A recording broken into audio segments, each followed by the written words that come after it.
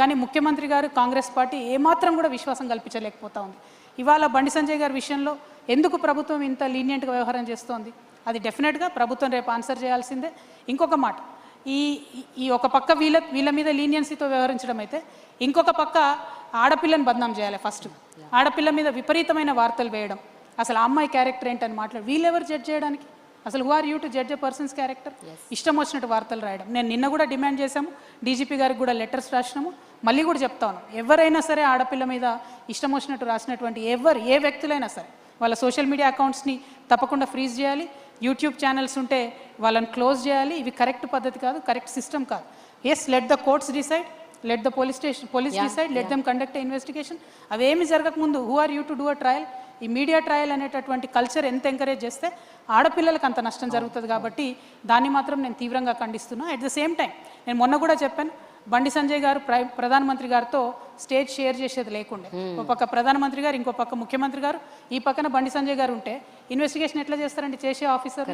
పైగా ఒక సిట్ వేయలేదు, జూనియర్ ఆఫీసర్స్ని పెట్టినారు. సో ఇది every which way Revanth Reddy గారు యాంటీ ఉమెన్ అని ఎస్టాబ్లిష్ చేసుకుంటున్నారు తప్పితే ఇదైతే కరెక్ట్ పద్ధతి కాదు. మేము ప్రభుత్వాన్ని డిమాండ్ చేస్తున్నాం, నిష్పక్షపాతంగా ఎంక్వైరీ జరగాలి. ఈ ఎంక్వైరీ అయ్యేంత వరకు కూడా బండి సంజయ్ గారు తప్పుకుంటే బాగుంటుంది వారి పదవి నుండి. హోంశాఖ సహాయ మంత్రిగా వారు ఉన్నప్పుడు నిష్పక్షపాతంగా ఇన్వెస్టిగేషన్ జరుగుతుందంటే నమ్మే పరిస్థితుల్లో మాత్రం తెలంగాణ ఆడబిడ్డలు లేరు. కానీ రీసెంట్గా మీరన్నట్టే బీఆర్ఎస్ లీడర్స్ కూడా చాలామంది దీని మీద దుమ్మెత్తిపోశారు, ఉవ్వెత్తున అగ్రెసివ్ అయిపోయారు. దే వర్ సేయింగ్ విమెన్కి అన్యాయం జరుగుతుంది, క్రైమ్ రేట్ పెరుగుతుంది అగేన్స్ట్ విమెన్, అట్రాసిటీస్ పెరుగుతున్నాయి, రేప్స్ పెరుగుతున్నాయి, there is no security for women అని బీఆర్ఎస్ నాయకులు కూడా అంటున్నారు. So what is your? సమస్యను ఏ పొలిటికల్ పార్టీ హైలైట్ చేసినా తప్పులేదు. ఎవరైనా సరే సమస్యను ఏ పొలిటికల్ పార్టీ హైలైట్ చేసినా తప్పులేదు. ప్రభుత్వంలో ఉన్న వాళ్ళది బాధ్యత కదా. ప్రభుత్వంలో ఉన్న రేవంత్ రెడ్డి గారు స్పందించాలి, కనీసం ఇట్లాంటి అంశాల మీద స్పందించి ఏం చేస్తారనేటటువంటి ఒక ప్లాన్ ఆఫ్ యాక్షన్ చెప్పాలి. ఆ విశ్వాసం అయితే కల్పించినట్టుగా అనిపించట్లేదు. అందుకనే మేము రేపు ప్రధానమంత్రి మోడీ గారికి కూడా లెటర్ రాస్తాం, బండి సంజయ్ గారిని తప్పించండి అని చెప్పి డిమాండ్ చేస్తాం. మీరు రాస్తున్నారా? Yes, definitely. ఓకే. అదే స్టేజ్ మీద ఇంకొకటి జరిగింది మ్యామ్. మొన్న మోడీ గారు రేవంత్ రెడ్డి గారిని అన్నారు, హమారే సాత్ జోడో అని. ఓ ఆల్రెడీ జుడికే హై బై, వాళ్ళిద్దరు కలిసి ఉన్నారు ఆల్రెడీ. ఆయన ఆర్ఎస్ఎస్ సీఎం అని మేము ఎప్పుడో చెప్పినాం, కొత్త ఏం కాదు. ఆయన బడే బాయ్ చోటే బాయ్ అని డే 1 నుంచి వాళ్ళు కలిసే ఉన్నారు, డిఫరెంట్ కాదు. కాబట్టే ఈ రాష్ట్రానికి రావాల్సినటువంటి అనేక నిధులు రాకపోయినా, ఒక్క సింగిల్ జాతీయ హోదా రాకపోయినా, ఒక్క ప్రాజెక్టుకు కూడా రేవంత్ రెడ్డి గారు ఏమన్నారు బీజేపీని? ఆయన 100 సార్లు పోయి కలిసి వస్తారు ప్రధానమంత్రి గారిని. బీసీ బిల్లులు పెండింగ్ ఉంటాయి, దాని మీద మాట్లాడరు. నేషనల్ ప్రాజెక్ట్ స్టేటస్ పెండింగ్ ఉంటుంది, దాని మీద మాట్లాడరు. ఇట్లా అనేకమైన విభజన హామీలు ఇంకా పెండింగ్ ఉన్నాయి, దాని మీద మాట్లాడరు. సో వాళ్ళిద్దరు కలిసే ఉన్నారు. Revanth Reddy garu is not a Congress CM, is RSS CM. ఇది ఫస్ట్ నుంచి చెప్తున్నాను, డే 1 నుంచి. Okay ma'am, coming to one of the important points. ఇప్పుడు ఒక విమెన్ లీడర్షిప్ అన్నది ఒకటి ఉంటే what kind of a changes we can see as society? Because మీరు ఇప్పుడు చాలా అంశాలు చెప్పారు, చాలా మేల్ లీడర్స్ నేను అబ్జర్వ్ చేసింది, ఎంతోమంది మేల్ పొలిటీషియన్స్ లీడర్షిప్ పొజిషన్స్ ఉన్న వాళ్ళు ఎన్నడూ టచ్ చేయని కొన్ని పాయింట్స్ మీరు మాట్లాడారు. But I want to know from your mouth, what changes can a women bring on table? ఇది వరల్డ్ ఓవర్ డిస్కషన్ అండి. ఒక feminine approach towards any problem. It could be towards war, it could be towards science and technology, it could be towards how to handle environmental issues, anything. A feminine approach to an issue brings more sensitivity onto the table. అంటే ఒక అమ్మతనంతోని, ఒక మాతృత్వ భావనతోని పరిపాలన జరిగినటువంటి సందర్భంలో పరిష్కారం తొందరగా దొరుకుతుంది. ఎందుకంటే అమ్మ జేబు చూడదు, కడుపు చూస్తుంది కాబట్టి. సో అట్టడుగున ఉన్న వాళ్ళకు ముందు అన్నం పెట్టాలనుకుంటుంది కాబట్టి. ఇంట్లో అందరికన్నా చిన్నోడు అంటే జనరల్గా అమ్మకి ఇష్టం ఉంటుంది. అట్లానే సమాజంలో అత్యంత వెనుకబడిన వాళ్ళంటే ఆ ఫెమినైన్ అప్రోచ్తో పరిపాలన చేసే ప్రభుత్వాలు ఉన్న కాడ వల్నరబుల్ సెక్షన్స్ని ఫస్ట్ అడ్రస్ చేస్తాం. ఇవాళ ఏ గవర్నమెంట్ అన్నా చూడండి, మీరు అది యూనియన్ గవర్నమెంట్ కావచ్చు, ఇక్కడ మన స్టేట్ గవర్నమెంట్ కావచ్చు, ఇవాళటి వరకు కూడా అండి, మేము ఒక 10 సార్లు నేను రిప్రజెంట్ చేశాను. మెంటలీ ఛాలెంజ్ కిడ్స్ ఉంటారండి, వాళ్ళు ఒక 350 నుంచి 400 మంది ఉన్నారు, ఎక్కువ లేరు. వాళ్ళకి ప్రభుత్వం పెన్షన్స్ ఇవ్వడం లేదండి. అది బీఆర్ఎస్ నుండి కూడా కొనసాగుతుంది ప్రాబ్లము. ఆనాడు ఈనాడు ఎప్పుడు కూడా పుష్ చేస్తున్నాం, రిపీటెడ్గా అపీల్ చేస్తున్నాం. ఎందుకంటే మెంటలీ ఛాలెంజ్ కిడ్స్ ఉన్నటువంటి పేరెంట్స్కి ఏమైందంటే మొత్తం వాళ్ళకు వచ్చేటటువంటి జీతంలో ఒక జీతం అంటే ఇద్దరు భార్యాభర్త సంపాదిస్తే ఒక జీతం అంతా ఆ పిల్లల కేర్కే పోతుంది. సో బేసిక్ పెన్షన్ కూడా వాళ్ళకి ఇవ్వలేనటువంటి పరిస్థితి. ఆ సెన్సిటివిటీ లేకపోవడం. Ultimately what matters in a society is people should be happy. How can people be happy? వాళ్ళకున్న ఫండమెంటల్ ఇష్యూస్ అడ్రస్ చేస్తే హ్యాపీగా ఉంటారు. సో నేను రేపటి నాడు ఏం చెప్తున్నా అంటే విద్య కానీ వైద్యం కానీ ఈ vulnerable sections of the society ఎవరైతే ఉంటారో వారి కోసం ఒక స్పెషల్ కన్సర్న్, ఇట్లా మెంటలీ ఛాలెంజ్ కిడ్స్ ఉన్న వాళ్ళకి మా గవర్నమెంట్ వస్తే ఒక కేర్ టేకర్ని ఇస్తాం, సీనియర్ సిటిజన్స్ ఉంటే ఒక కేర్ టేకర్ని ఇస్తాం. చాలామంది యాక్సిడెంట్స్ అయ్యి స్పైనల్ కార్డ్ యాక్సిడెంట్ అయ్యి బెడ్ రిడన్ ఉంటారు, వేళ్ళ మీద లెక్కించదగిన వాళ్ళు ఉంటారు. కానీ వారి కోసం ఆ ఇంట్లో ఉన్నటువంటి ఒక వ్యక్తి కంప్లీట్గా టైం స్పెండ్ చేసే పరిస్థితి ఉంటుంది. వారికి ఒక కేర్ టేకర్ ఇస్తాం. You're not giving thousands of crores కదా, ఇప్పుడు థౌజండ్స్ ఆఫ్ క్రోర్స్ మనము కాంట్రాక్టర్లకు ఇస్తున్నాం తప్పితే మన ప్రజల కోసం ఎందుకు ఆ సెన్సిటివ్ అప్రోచ్ మిస్ అవుతున్నాం అన్నదే నేను అనుకునేది. ఒక విమెన్ లీడ్ చేసినట్టయితే ఆ అప్రోచ్ ఉంటుందని చెప్పి నేను బలంగా నమ్ముతున్నాను. జనరల్గా ఒక ఉమెన్ లీడర్షిప్ పొజిషన్స్లోకి వెళ్తున్నారు అంటే వాళ్ళని అంటే ఒక స్టీరియోటిపికల్ ఒపీనియన్తో చూస్తుంది సొసైటీ. అంటే వాళ్ళు మంచిగా ఉండాలి, సాఫ్ట్గా ఉండాలి, సైలెంట్గా ఉండాలి, పెద్దగా మాట్లాడకూడదు, గట్టిగా మాట్లాడకూడదు. And there is a stereotypical opinion. When a woman puts her point across fiercefully, forcefully, like you, they say she's bossy or and criticisms వస్తాయి, lot of social media brunt వస్తుంది, ఎంతో వస్తుంది. But if a man does that they call him aggressive. If a woman does it is a different narrative altogether. మీరు ఇవన్నీ experience అయ్యి ఉంటారు. So what you have to say about this? Ma'am, నేను ఫండమెంటల్గా నమ్మేది ఏంటంటే leader should not have a gender. Leader అంటే leader లాగా చూడాలి, అది ప్రజలు కూడా అలవాటు చేసుకోవాలి. విమెన్ అయినా vulnerable section of the society నుండి వచ్చేటటువంటి నాయకులుగా ఎదగాలనుకునేటటువంటి వ్యక్తులైనా కూడా లీడర్ అనే వాళ్ళకు జెండర్ ఉండదు, కులం ఉండదు అనేది ఫస్ట్ గమనించుకోవాలి. నేను ఓన్లీ విమెన్ని లీడ్ చేస్తానని నేను బయలుదేరితే నేను ఫెయిల్ అవుతా.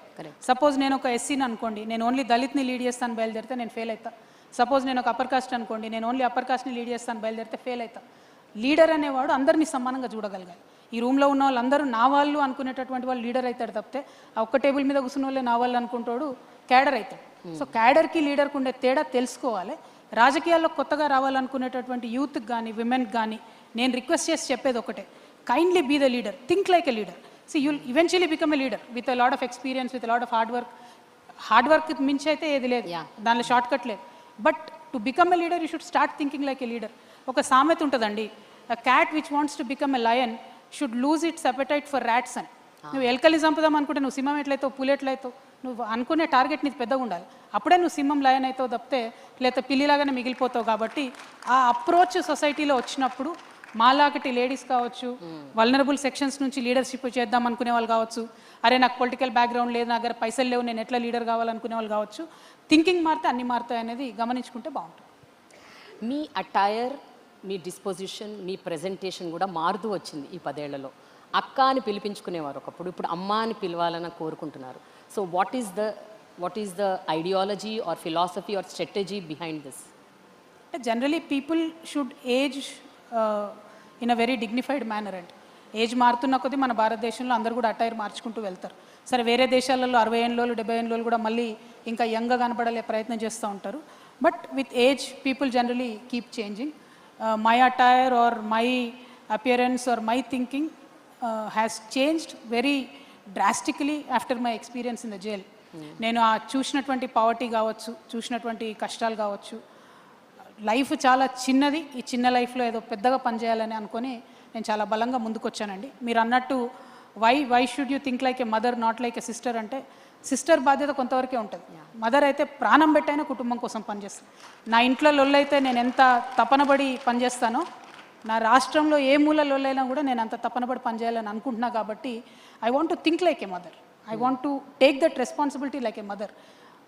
I hope people will understand and people will support మీ.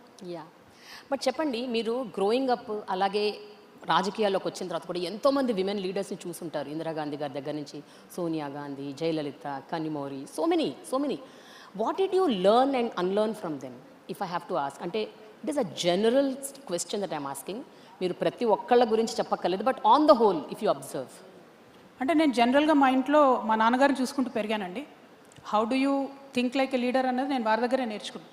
సరే, ఆయన దగ్గర నేర్చుకున్నాను కాబట్టి ఆయనతోని నాకు ఆ థాట్ ప్రాసెస్, ఆ క్లారిటీ వచ్చింది కాబట్టి ఇవాళ ఆయన్ని కూడా నేను వ్యతిరేకించగలుగుతున్నాను. డెఫినెట్గా వ్యతిరేకిస్తాను, అనేక అంశాల్లో ఐడియాలజికల్ ఇష్యూస్లో వ్యతిరేకిస్తాను. Father is different, leader is different, but he definitely is the person whom I learnt a lot from. తర్వాత ఇందిరాగాంధీ గారు పుట్టినప్పటి నుంచి, చిన్నప్పటి నుంచి కూడా అందరం చూస్తూ పెరిగాం. Sushma Swaraj is another very very very fine lady, నాకు చాలా ఇష్టం మేడం అంటే. సరే, ఆవిడ బీజేపీ పార్టీ ఐడియాలజీ నాకు డిఎన్ఏ సరిపోదు, కానీ as a personality she's crazy, I mean she's amazing. ఆమె చాలా ఇష్టం నాకు. మార్గరెట్ థాచర్ గారు కూడా చాలా ఇష్టం. సో అట్లా చూసుకుంటూ పోతే అందరికన్నా బిగ్గెస్ట్ లీడర్ జ్యోతిబా పూలే అనుకుంటాను నేను. ఎందుకంటే ఆయన బాగుపడమే కాదు, నాతో పాటు నా భార్య బాగుండాలి, నా భార్య కూడా 10 మందికి చదువు చెప్పాలి అని ఆ టైంలో అందరినీ సమాజాన్ని ఎదిరించి ఒక రిఫార్మిస్ట్ లాగా ముందుకొచ్చాడు. తెలంగాణలో అనేక మంది లీడర్స్ ఉన్నారు. సో ఒక్కరిద్దరు కాదండి, ఇన్స్పిరేషన్ చాలా ఏరియాస్ నుండి వచ్చింది. చాక లైలమ్మ గారి దగ్గర కావచ్చు, కొమరం భీమ్ గారి దగ్గర కావచ్చు. సో ఈ గడ్డ ఇచ్చిన ఇన్స్పిరేషన్ కూడా మామూలుది కాదు. కాకపోతే ఎంత ఇన్స్పిరేషన్ ఉన్నా కూడా అది యాక్షన్లోకి రానప్పుడు you will never become a leader. So నేను స్వయంగా కష్టపడితే తప్పితే, నేను స్వయంగా సమస్యలను దగ్గరికి వెళ్ళి చూస్తే తప్పితే, ప్రజల మధ్యలో ఉంటే తప్పితే అర్థం కాదు. కాబట్టి జనం బాట లాంటి కార్యక్రమాలు తీసుకోవడం కావచ్చు, బతుకమ్మ లాంటి కార్యక్రమాలు తీసుకొని ఆడబిడ్డల దగ్గరికి వెళ్ళడం కావచ్చు. సో అది వేరు. అంటే learning is different, experiencing it for your self is different. So అది చేస్తూ ఉన్నాము, ప్రజల మధ్యలోనే గత 20 సంవత్సరాలుగా ఉన్నాం. కాబట్టి అంతమంది ఇన్స్పిరేషనల్ లీడర్స్ దగ్గర నుంచి వచ్చినటువంటి సారాంశాన్ని రేపొద్దున ప్రజల కోసం ఉపయోగపెట్టగలుగుతానని నేను అనుకుంటున్నాను. అయితే ఇక్కడ ఒక పర్సనల్ క్వశ్చన్ మ్యామ్, మీరు ఇవన్నీ ఫేస్ చేస్తూ ఎన్నో టర్బులెంట్ టైమ్స్ చూశారు, జైలుకి వెళ్ళారు, చాలా ప్రాబ్లమ్స్ ఫేస్ చేశారు. You had tears in your eyes when your in to your lowest of low phases. ఇవన్నీ చూసి యూ టుక్ దిస్ స్టెప్. చెప్పండి, మీ మదర్ ఏమనుకుంటారండి? What does she feel when she sees all of this in the family? ఇంత జరుగుతోంది, ఈ కాన్ఫ్లిక్ట్ని ఇంకే రకంగా సాల్వ్ చేసుకోవచ్చు కదా. అంటే is there any other way that you know do this, handle this అని ఎప్పుడన్నా అనుకుంటారా? Did she share with you? No, I don't want to talk about my personal issues here, Andy. It is a political difference that I have with my family, and that difference will continue. Personally, whatever it is between me and my family is not for you. Okay. Thank you. Okay, ma'am. Finally, I have a rapid fire. Oh God. So, This is scary.